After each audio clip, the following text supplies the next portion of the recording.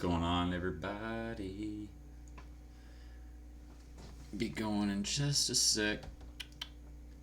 Alright, cool. So, obviously, as always, guys, this is a live stream. I actually had someone message me about my live stream the other day. I put one up, and in the first 30 seconds of it, I didn't say anything, and they wrote me a comment. They were like, "Oh my god, what kind of video is this? Why are you sitting there just not saying anything?" I was like, this was a live stream. So if you keep watching a little longer, you'll actually see. So now I'm just making sure to say it up front. It's a live stream. If you guys want to skip to the content, go right ahead. If you're watching the replay, that is. But if you guys are watching the live stream, thanks for joining me. We have a pretty interesting topic today. Obviously, there's a lot going on in the social media realm or in the social media space. So we want to go ahead and talk about that today because it is more of a current type event. Oh, I guess that's dead. Light bulbs are dying. Not dying, but batteries dying.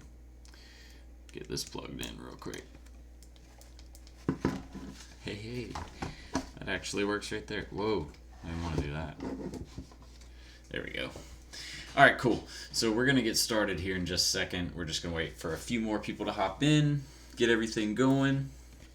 But like it says, we're going to be talking about is Facebook being replaced. And there's a couple reasons why. A lot of you might have heard about it. Terrell, what's going on, man?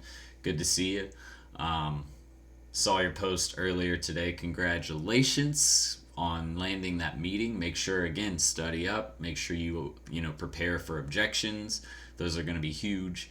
But the biggest thing is just going in there confidently. So understand your proposal up front. Know what you're trying to give them. Know exactly what it is that you're going to do for them. So that way you can get good results. But we're going to get into this talk. So, Facebook. Have you guys heard yet about what's been going on in the Facebook realm or in the Facebook space? Basically, guys, there's been a lot going on that hasn't been the best. For example, there was a post released. Let's go ahead. We're just going to read through some of these articles, and then we're going to talk about how it's going to affect marketing a business or marketing a brand online. So the first one I want to talk about, this one came out a few days ago, several days ago, and it's talking about scammers abusing the Facebook phone number search. Sorry, I got my my VAs over here messaging me like crazy right now. But the talk is about scammers abusing Facebook phone number search. So let's talk about that really quick. If you guys weren't aware of this already, Facebook had a way where, and I guess as marketers, I want you guys to be aware of this because it is a really cool feature for you. But Facebook is becoming sort of a search engine for social topics. Okay?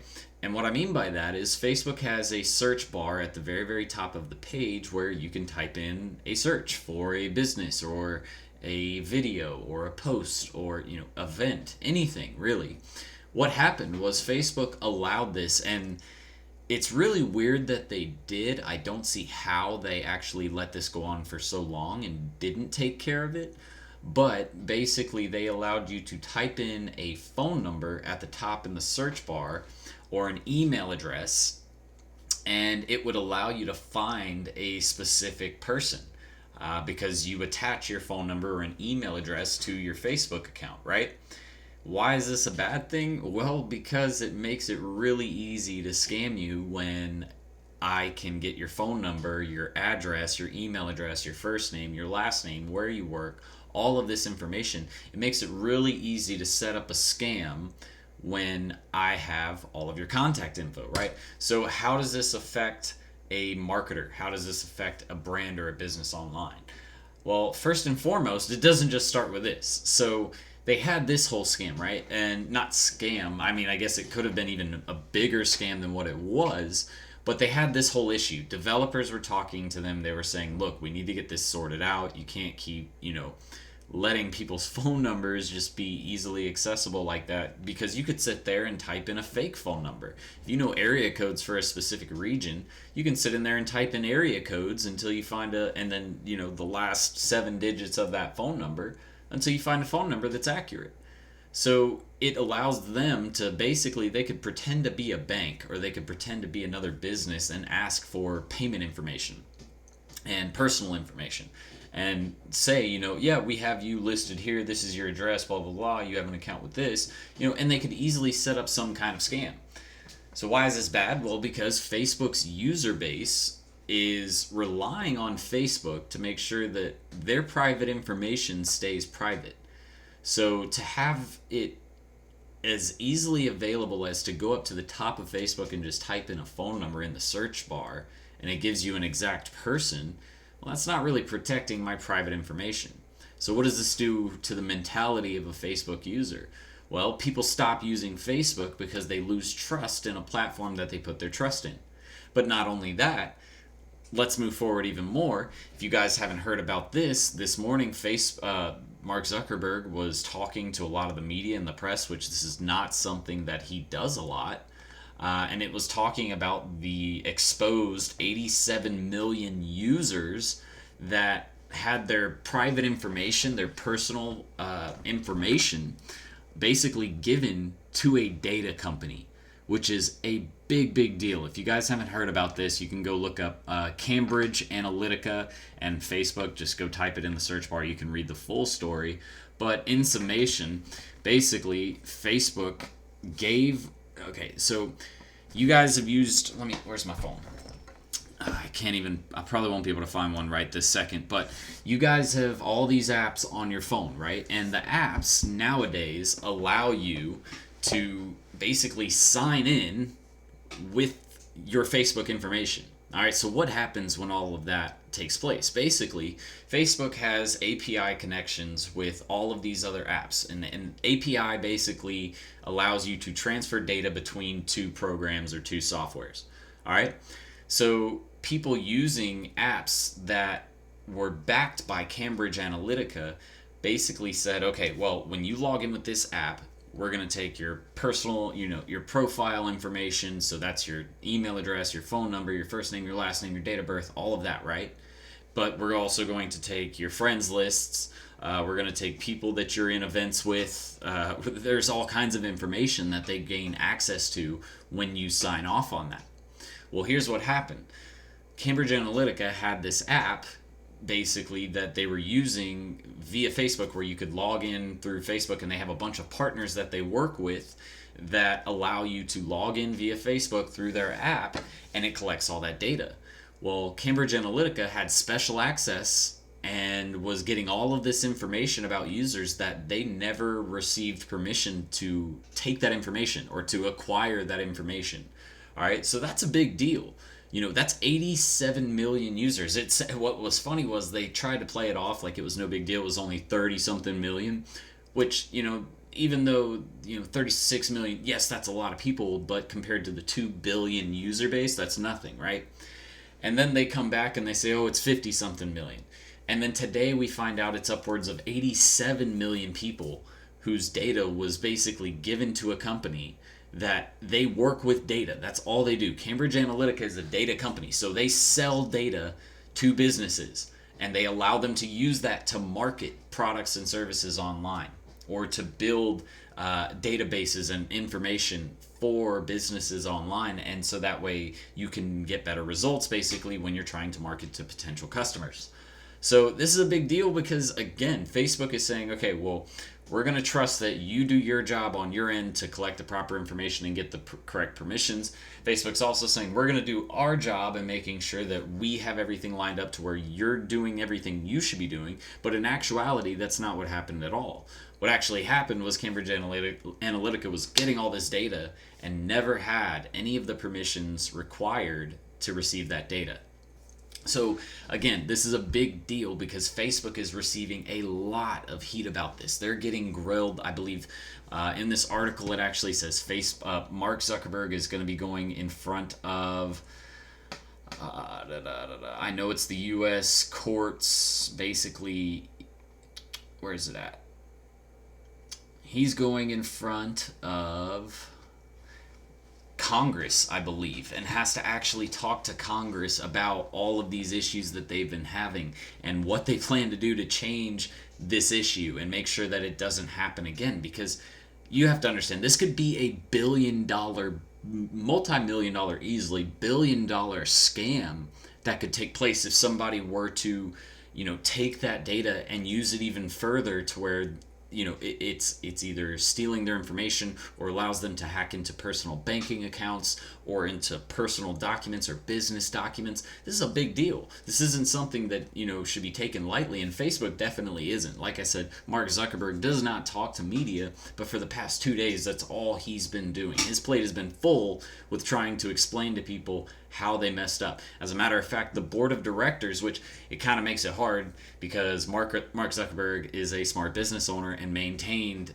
a majority of his ownership in the business. So they're basically trying to figure out if Mark Zuckerberg is going to remain the CEO of Facebook, which ultimately he has the final say because he is the leading shareholder.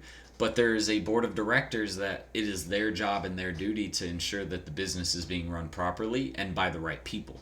That being the CEO of the company. If someone is, Mark Zuckerberg was not a business person first.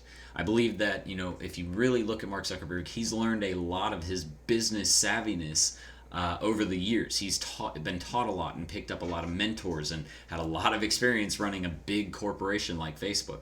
But he's not a CEO first. He was a developer first. He's a tech guy first, right? So they're considering if they even want to keep Mark Zuckerberg in that role. But, obviously, like I said, Mark Zuckerberg has the final say. But, if he gets a lot of opinions coming to him and people that he trusts coming to him saying, hey, we don't know if this is necessarily the best decision for us anymore, then we could see a change in leadership in Facebook. And that's going to be a huge thing, guys. If you guys haven't noticed, changes in leadership aren't, just smooth transitions all the time. Look at the Steve Jobs Apple debacle where he was, he left or was let go or fired or told to leave, and then he came back years later. That transition from him leaving to a whole new face coming in didn't do so well for Apple.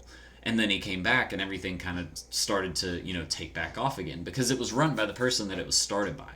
That person ultimately has the vision of that company. When you put someone else into a leadership position where it wasn't their project, it wasn't their baby, they have different ideas and different things that they want to try and do. So it's going to make the the entire feel of that business just a little different. And that's really what's been working for Facebook is the fact that, they've had one leader this whole time and it's pretty much stayed the same. Yes, there's been some changes to Facebook, but the entire platform has been made to always consider the customer first, from usually consider the customer first, which is an average user like you and me, just using it on a day-to-day basis, not marketers. It was made for people to be social on. So this is a big deal, guys. It is really, really huge. And then there's another quick story that comes out, because all of this stuff's coming out, so everybody wants some media attention. So everybody's writing a negative article while they can. But there's stuff coming out, obviously, about the messaging that Facebook has.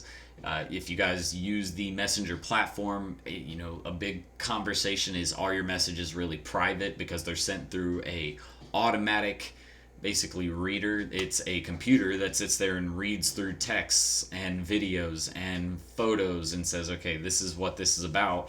Is this some guy trying to get involved with sex trafficking, or is it just some joke between friends? They have machines that go through and read that type of stuff to see if someone is acting malicious, or is that the right word? I think it's the right word. It might not be the right word. If they're acting basically out of place, if they're acting out of character, if they're not supposed to be doing that, if they're being bad, is basically what I'm trying to get at. That's what they scan for in those messages. So, there's a lot of controversy really just going on with Facebook and the platform, and it's maliciously. Yeah, I think I said maliciously. Maybe I didn't. I might not have, but it's okay. Whatever. James, appreciate it, man. But you guys get what I'm saying. The whole point of this is the fact that Facebook isn't doing everything that they maybe could be doing to protect users' information. They're not there. It might be the fact that their process to work with partners isn't effective enough. It's not. They're not doing enough to ensure the safety of everyone's information. So that's the thing, is it is a huge deal because it takes the user, the average user like you and me, your mom, your dad, your friends, all of them, and it puts doubt in our mind about using the platform. All right, a long time ago, there was MySpace. A lot of you might remember MySpace, and a lot of the issues with MySpace that obviously there were several issues, but a lot of it came back down to the fact that it became a spam network. It started off as a place for friends until everybody found out about it and everybody was on it. Then all of these businesses and spammers and scammers started hopping on and taking people's information. And that doesn't do well. It doesn't sit well with the community. So people start to leave. I don't know if you guys saw this, but the other day there were people actually promoting. I believe I saw it on No, it wasn't Netflix. It was on YouTube. Sorry.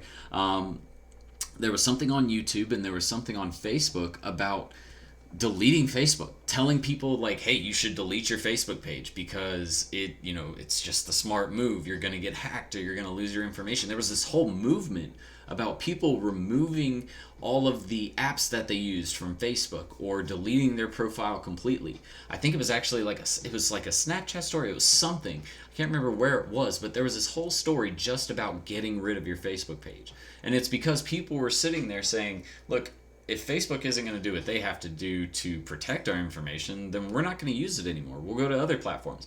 And that's another point, I was making the other day. It's kind of funny to me how Facebook receives all of this flack, right?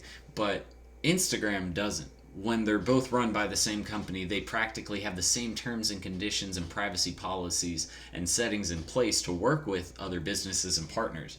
But Instagram didn't receive any of this flack. It was just Facebook. Because and I think that kind of says something to what people feel about Facebook currently. I think people are starting to understand that there are ads on Facebook. And I think that they're getting to the point where it's not that they don't want to see ads, because people do appreciate it, but it's just how far are the ads going to go? How many ads are going to be placed on your feed instead of, the whole purpose you even came to the app in the first place, which was your friends. So there's a lot that you have to kind of digest here, and it's because of the fact that, again, it's so multifaceted. There's so many moving parts to Facebook, and then the issues that go behind it, and then the whole other side of it where the customer has an opinion or a feeling about the platform, which goes back to the business side of everything. So, yep, Evan says he's seen a lot of companies changing terms and conditions lately. It's because of the fact that, here's the thing. If you go through, I was looking at this other article, where is it at? Scammers, there it is. And it shows an infographic of Facebook's data policy. It's not their privacy policy, it's their data policy compared to the U.S. Constitution, which I don't know if you guys know how long the U.S. Constitution is, but it's 4,501 words. All right, that's a lot of words. I think a 3-page or a 5-page paper, it's either 3 or 5 pages, is roughly like 1,500 words. No, it's 250 words per page. 250 to 300 words per page. All right, so if you look at that with Facebook's data policy, which is 4,171 words, that's a book in itself. So what actual, average day-to-day person is going to sit there and say, okay, cool, I'm going to read this 17-page book that Facebook put together just on the data policy, not the privacy policy, the terms and conditions. I mean, the average user doesn't look through all of that information. Yet they sit there and Facebook says, oh, well, we're going to make it easier for people to understand what it is that we're asking for when we ask for their information. Or we're going to make it easier for them to It takes a lawyer for you. It takes a lawyer and yourself, and not just any lawyer, but a lawyer who sits there and knows business law or marketing, not even marketing law, but more just business law and how you have to set up a website and set up your terms and conditions and privacy policy. You would have to have an attorney sit there with you for each and every person to be able to use this platform if you really and truly had to understand everything inside of the privacy policies. So it's insane. Yeah, Dante says Google has updated their privacy policy, and that doesn't surprise me because they're seeing what's happening to Facebook, and they don't want the same thing happening to them. They don't want to be They don't want to be held responsible for something that they should have already been responsible for in the first place. So it's something for you guys to keep in mind as you move forward, as you begin to get into Facebook marketing and using it as a marketing platform. Just understand that there's a couple things. Number one, Facebook doesn't necessarily have to exist for forever.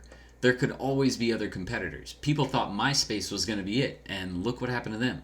And there were plenty of platforms before MySpace. And Facebook wasn't the only platform, or was the only platform for a little bit, and then Instagram came on, and Google Plus brought their own, and LinkedIn came out, and Twitter came out, and Snapchat came out. There's all these social media platforms now, so it's a little hard to say that Facebook could be the only platform or the top dog for forever, but it is something that you want to consider moving forward because of the fact that if users keep getting violated, if they keep having these issues with their privacy policy or with their data being given out to random companies, especially when it's a data company, like seriously, you guys go look at what's that company called again? Cambridge Analytica. Go to their website. All they do is collect data. That's it. They purchase data from people like Facebook, and then they analyze it, they segment it, they figure out how they can use this data, and then they say, okay, we're going to sell this to businesses who need data. And that's it. They say, use this data, it'll help you get better marketing results, it'll help you segment your campaigns better. It's amazing to me that there wasn't more in place to make sure that something like this didn't happen in the first place. So those are just some things I want you guys to be aware of. Now moving forward, what should you do as a marketer? My biggest thing that I would say, guys, is you shouldn't only focus in one area. If you're only focusing on Facebook ads and Facebook marketing for a business, then you're probably, number one, missing out on other opportunities because there's a lot of other social media platforms out there. But, say Facebook comes under fire one day and you can't use Facebook anymore, but Instagram is still up. Well, you should have a strong Instagram strategy in place as well, so that way you're not hurting from Facebook falling off. Because you have to think of it like this. If MySpace, back in the day, had a business platform, and you were using that platform, like we are today on Facebook, and then all of a sudden, MySpace just kind of, it happened pretty freaking fast. MySpace just kind of, everybody stopped using it almost at once. So if you think about it, if this could happen to Facebook and it is your primary source of income, or if it's your primary traffic generator, then you're in a world of hurt, or you're in a lot of trouble if something comes out and Facebook's no longer able to provide that revenue for you or that traffic for you, right? So diversifying your social media marketing portfolio, getting your clients to be using more than one social media platform is something that you want to keep in mind. Also, the fact that you need to be super careful if you're collecting people's information. If you're collecting a user's data, you need to be super, super cautious of where you're storing that data, how it's being collected, and what you're doing with that data once you actually collect it. All right, it can't just sit there. You can't just use it with whatever you want. What was the question I got the other day? I had someone ask me, oh yeah, can I just take my friends list and get their emails and dump them into MailChimp and start email marketing them? No. No, that is not an opt-in. They never told you that you could market to them, so that is illegal. And a lot of what's going on now has been illegal. So, that's what you have to avoid, this type of conflict. You have to avoid this type of error, basically, by making sure that you're taking the right steps, the necessary steps to collect information, and that where it's being stored is secure, and that your password isn't 1234 my marketing agency name. It needs to be protected properly. Let me see. Should we boycott and or cancel our Facebook accounts? No, I don't think you should cancel, but Facebook, luckily, one thing that they did say, it's actually kind of funny. If you guys didn't hear, where is it at? Let me find that little part about it. It was really funny. In total, we believe the information of up to 87 million people, mostly in the US, have been improperly shared with Cambridge Analytica. Facebook will make it possible for users to see if their data was exposed to Cambridge Analytica. That's so if your data was given away to them, Facebook is actually going to be going through a process over the next week or so, maybe two, where they let you know personally. They'll probably send you a notification to Facebook saying, hey, your data might have been given to this person. Nothing you can do about it, but we're just letting you know we might have given your data to this person. It's actually funny. There's going to be a tool that they're going to give you to do this. And the reason why that's funny is because back when everybody was wondering if Russia was hacking their accounts and all of this stuff, Facebook actually released a tool that they created that will let you know if your account has been hacked by a Russian, troll. Which is really funny because nobody was updated about this. Why? Because obviously that's bad publicity. And they might say that, any publicity is good publicity, but not that kind of publicity. Not when you're giving away your users' information, and that's your business, is to protect their information, okay? But basically just know that, if you are in the US, this is something you're going to want to stay on the lookout for because of the fact that if your user information was given out, you're going to want to be careful with email accounts, with any personal information or any personal accounts where you store data, maybe about your business or about your banking or any finances. Just be super careful over the next coming weeks that you're not falling into any scams or any hacks. I shit you not, before I hopped on this call, I checked my email, and I had a email come through from Squarespace saying that I did something illegal. And I was like, wait, how can you do anything illegal on Squarespace? I hardly ever even use that site. It's just there so my agency has a site. But they sent me that message, and then I looked at who it was from, and it was first name, last name at schoolname.edu. So this is some person who was trying to scam me, because when I went through the site, it said enter your first name, your last name, your login information, and then your payment information. I was like, wait a second. And I'm looking at the URL, and it's something completely unrelated to Squarespace. So you guys have to make sure that you're careful. You have to make sure that you protect your information, and that before you just go in and start entering data about yourself, that you understand where it's going, and that you don't just see a catchy subject line that says you're in trouble for something, and you're trying to avoid that trouble, so you just quickly go through it. You need to make sure that you take the time to watch your information, watch what you're actually doing, and ensure that you're not just giving your information away to anybody. Jose, what's going on, bro? James Bond, true, there was Nexopia before MySpace. Yeah, there was that. There was all kinds of other stuff before MySpace. Do we have to have disclaimers on our clients' websites and landing pages? So I don't put disclaimers, but I do have a terms of service or a privacy policy document, or not document, but link on their landing pages and website. But outside of that, I don't really have anything. And then that link actually links back to my marketing site. So that way, and it says, this ad campaign is being run by Rest and Bar Marketing. Here are the terms and conditions. We don't give any of your data away, blah, blah, blah. So you don't have to, but it is strongly recommended that you do. And they're not hard to create. Honestly, you can look at a lot of other marketers out there and pretty much just change out a lot of the wording that they use and make it specific to your business. You can find another, you can find another marketing agency and actually do that, exactly that. You can go in there and say, all right, copy paste their terms and conditions, change out the names, change out the dates, change out any other information. But before I get you guys in some trouble, make sure you have some sort of attorney or somebody at least review that terms and conditions, so that way, they don't have to write the whole document for you, but at least have them review it and make sure that it's not missing anything, or that you're not doing something the wrong way. Dante says, oh, excuse me. Man, it's a long week. If somebody sent you something through email that's suspicious, you should go straight to that site and log in from there. Exactly. Yeah, no, and that's the thing. I went through it, and honestly, I was just curious to see what it was because I thought it was funny that it was from someone at a .edu address. That was funny to me. But yeah, you guys, you have to make sure you're checking who this information is coming from. God, I've had a long week, guys. I just got back from the Florida Keys. Took a nice vacation out there.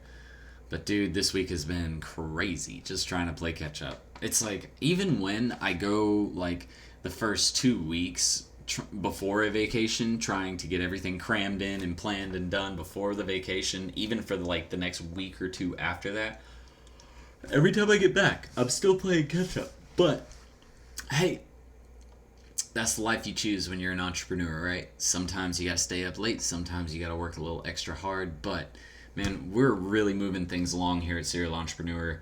The agency is starting to do its thing. We're about to really hoping to take on this contract that'd be worth anywhere from $30,000 to $50,000 a month. We have a lot of really cool stuff going on, guys. So let me update you guys on some things. First and foremost, what up here? If you are going to be in Atlanta next month on May 23rd, I am speaking at the Digital Summit in Atlanta. Again, on May 23rd. Shit, I really am sorry, guys. I'm going to be speaking there on May 23rd. Let's get... Alright. Was that fun for y'all? Because that was fun for me. Alright, I'm a little more awake now.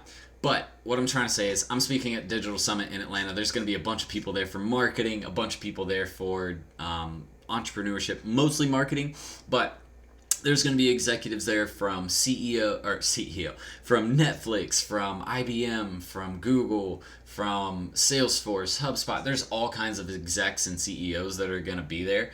But you guys need to stop by and see me if you like, because I'm going to be in town. Obviously, I'm always in Atlanta anyways. But if you guys are going to be in Atlanta, make sure you stop by that summit. It is going to be an insane networking opportunity. Trust me when I say you don't want to miss this. Next thing, if you are needing help with your marketing agency, there are two things that you can take advantage of. Number one, we have our MAP mentorship program. It's $100 a month. There's a code probably below that'll get you 50% off your first month. But we do 4 live trainings every single week where we go into something digital marketing. This week we went into overcoming objections. So I taught you the 5 most common objections and what you need to say exactly to overcome that objection. 2 weeks ago we did Facebook ads, building the perfect Facebook ad. We did 2 episodes in a row on retargeting campaigns. And building sales funnels for Facebook. So if you guys are wanting some seriously in-depth training, some direct training from me, because all you have to do is hop on that live chat and you can get direct help from me just about anything. Not to mention the whole channel or the whole MAP mentorship program is guided by you guys. You guys provide the topics, whatever you need help with, and I create a video for it. So if you need that kind of help, that's probably one of the best ways you can get help right there. The second thing is obviously I do consultations. And I'll put it to you like this, you'll learn more in one hour consultation than you will sitting there watching my videos for about 10. And the reason why is just because I'm able to give you direct information, exactly what you need to hear or need to know to get the results that you're looking for with whatever issue it is that you're having. So consultations are a really great way. If you guys want to get in touch with me, feel free to shoot me a message on Facebook, Snapchat, or Instagram. One of those will work for me, which all of the links for that are in the description right below this video. But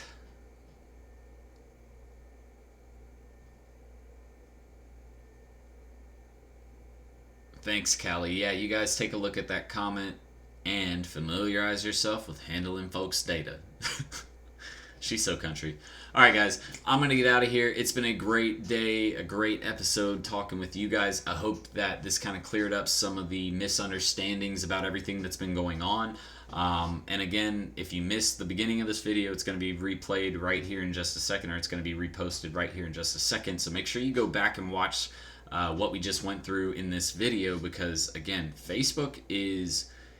they're going through a lot right now, and if they don't make some major changes, they're going to see a lot more trouble in the near future. They're already having people leave their platform. They're having people kind of stop using it in general, which is bad for them. So we as marketers need to stay on top of it, because it is our job to inform our customers of what they need to be doing better or what they need to avoid or be aware of. So being able to bring this information to your customers or talk about this in a pitch or a proposal or presentation shows them that you're on top of it and that you're consistently learning. That's the whole point really behind this video, is because you need to learn consistently and stay up to date with all of the news going on around the industry that you work in. All right? When you're able to portray that information to your potential clients, they trust you a little more. They know that you're on top of your game. They know you're doing more than just sitting there collecting checks and not. I actually had somebody ask me that. They were like, "You're not just going to collect a check and we'll never see you again, right?" I was like, have you had that happen before? I really hope not. But no, I'm going to be here. Anyways, guys, I'm going to get out of here. I hope you guys enjoyed this video. Make sure to leave some comments below if you have suggestions or if you have a video that you want me to do a topic about. So, until next time, everybody, I'll see you later. Serial Entrepreneur, out. Oh, wait. No. Serial Entrepreneur, out.